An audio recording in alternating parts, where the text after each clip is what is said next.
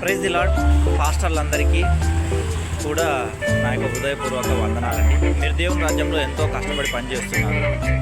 ఒక 40 సంవత్సరాలు దేవుని కోసం ఎండనక వాననక రాత్రనక పగలనక సంఘమే ప్రాణమని సంఘం కోసమే ఎంతో కష్టపడి పనిచేస్తూ వచ్చి ఉంటారు.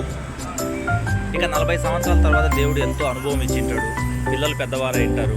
వాళ్ళ పిల్లల బాధ్యతలు కూడా స్కూల్కు రెడీ చేయాలి, ఇలాంటి బాధ్యతలు కూడా తగ్గిపోతాయి. ఆ అనుభవం అంతా ఉపయోగించి ప్రభు మీ ద్వారా ఇక పరిచర్యను దశ దిశలా వ్యాపింపజేయాలి, విస్తరించాలి, బ్రాంచెస్ కట్టాలి అనే ఒక ప్లానింగ్లో ఉన్నప్పుడు షుగర్ బయటపడుతుంది, లేదా బీపీ బయటపడుతుంది, హార్ట్ అటాక్స్ బయటపడుతున్నాయి. దానివల్ల మీరు 40 సంవత్సరాల వరకు సేవ్ చేసుకున్న 3 లక్షల నుంచి 10 లక్షల వరకు ఉన్న బ్యాంక్ బ్యాలెన్స్ ఇంకో మందిరం కడదాం అనుకున్న డబ్బులు ఆ ఆపరేషన్ చేయడానికి వెళ్ళిపోతుంటాయి కదా. ఇక షుగర్ అయితే మరీ డేంజర్. ఒక 10 సంవత్సరాలు కంట్రోల్లోనే ఉంది అనుకున్న తర్వాత కాలికి గాయం అయితే సెప్టిక్ అయ్యి కాలు తీసేసే ప్రమాదం చాలామందికి చూస్తుంది. ఇంకొంతమందిలో కంట్రోల్లోనే ఉంది, 10 సంవత్సరాల నుంచి ట్యాబ్లెట్ వేసుకుంటున్నామని అనుకుంటున్నారు, కానీ కిడ్నీస్ పాడవుతున్నాయి, డయాలసిస్కి వెళ్తున్నారు. ఇంకొంతమందిలో కంటి చూపు పూర్తిగా తగ్గిపోతుంది. ఇంకొంతమందిలో బ్రెయిన్ స్ట్రోక్స్ వస్తున్నాయి, పెరాలసిస్లు వస్తున్నాయి, హార్ట్ అటాక్స్ వస్తున్నాయి. కాబట్టి పరిష్కార మార్గం ఏంటిది అని అంటే ఒకే ఒక్కటి ఉంది. దేవుడు శరీరానికి ఒక నియమం పెట్టాడు. నీవు నన్ను కలగజేసిన విధం చూడగా నాకు భయమును ఆశ్చర్యమును కలుగుతున్నది అని కీర్తన 139లో 14వ వచనంలో చెప్పినట్టుగా మన శరీరంలోని అవయవాలు ఎలా పనిచేస్తున్నాయి అనేది మనం తెలుసుకొని ఆ నడిపించే నాయకుడు ఒకడు అవసరం అన్నాడు. ప్రభు దయ వలన ఒక 4 సంవత్సరాల నుంచి నాకు ఆ విషయాలన్నీ నేర్పించాడు. ఆ నేర్పించిన దానిలను నేను గైడ్ చేస్తున్నాను.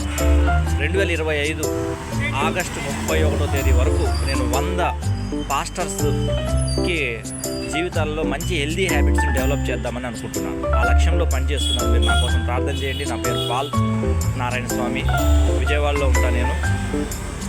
నా కోసం మీరందరూ ప్రార్థన చేయండి. హెల్దీ హ్యాబిట్స్ కోసం నా నంబర్కి మీరు వాట్సాప్లో మెసేజ్ చేయండి, మీ పేరు డీటెయిల్స్. నా ఫోన్ నంబర్ వాట్సాప్ నంబర్ 9553220228 9553220228. ఈ నంబరే ప్రభు సాతాను మీద ఒక ఆయుధంగా ఉపయోగించబోతున్నాడు.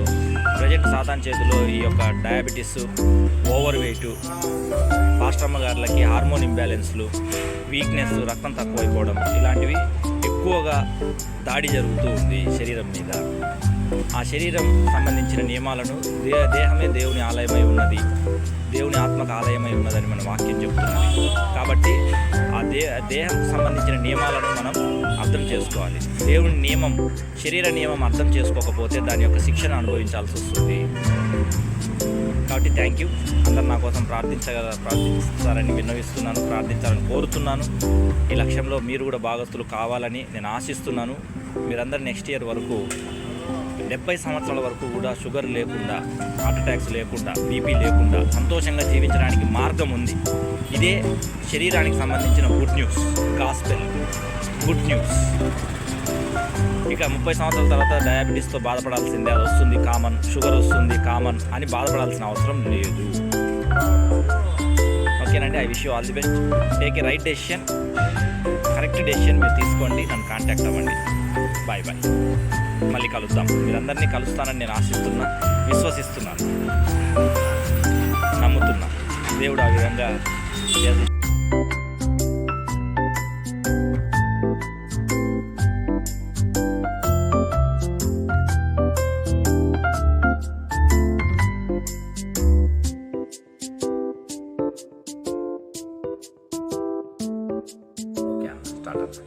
Praise the lord. నా పేరు సామ్యూల్ పులివెందుల. నేను ఇక్కడ మాస్టర్గా పనిచేస్తున్నాను.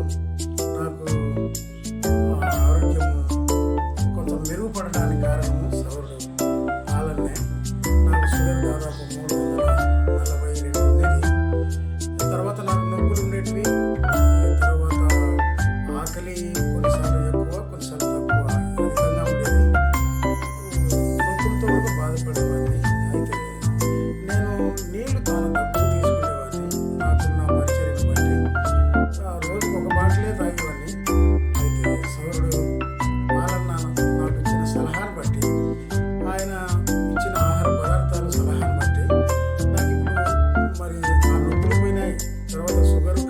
తగ్గింది. నాకు ఎంతో తేలికగా ఉంది శరీరం కూడా.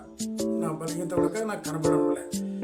దీన్ని బట్టి సౌరుడు పాలన సలహా ఇచ్చినాడు. ఆహార పదార్థాలు ఎట్లా తీసుకోవాలా, నీళ్లు ఎన్ని తాగాల, ఉదయకాలమే మరి టిఫిన్ టయానికి దాదాపుగా 1.5 లీటర్ తాగాల. అప్పుడు నీ శరీరంలో నీకు అప్పుడే అర్థమవుతుందని చెప్పినాడు.